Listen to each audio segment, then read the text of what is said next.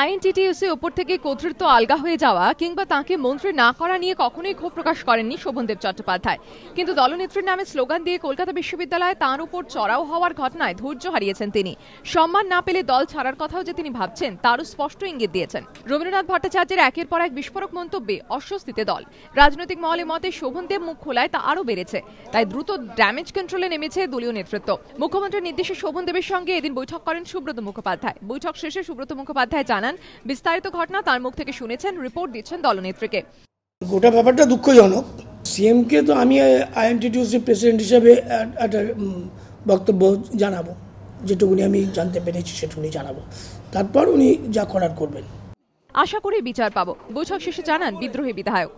দলের তরফে কিছু বললেন সুব্রত? দলের তরফে সুব্রত কিছু বললেন? না না না, একদম ব্যক্তিগত।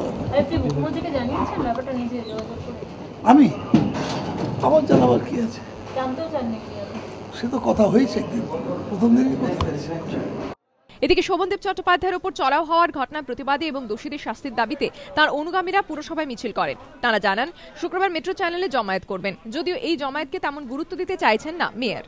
শোভনদার যে মৌন মিছিল করেছিল শোভনদা প্রসঙ্গে, সে মৌন মিছিল যদি হয় তার আওয়াজ আমাদের কাছে আসেনি, আমার এই বিষয়ে কিছু জানা নেই। এমপ্লয়িরা যদি কালকে মানে অফিস চলাকালীন সময় দুপুর 2টার সময় তারা কালকে মেট্রো চ্যানেলে প্রতিবাদ সভা ডেকেছে এবং কর্মীদের সে দেখা যাবে, দেখা যাবে। শোভনদেবের বিদ্রোহে অস্বস্তিতে দল, কত তাড়াতাড়ি এবং কিভাবে দল তা সামাল দেয় সেটাই এখন দেখার। দীপক ঘোষ ও অর্ণব মুখোপাধ্যায় রিপোর্ট, এবিপি আনন্দ।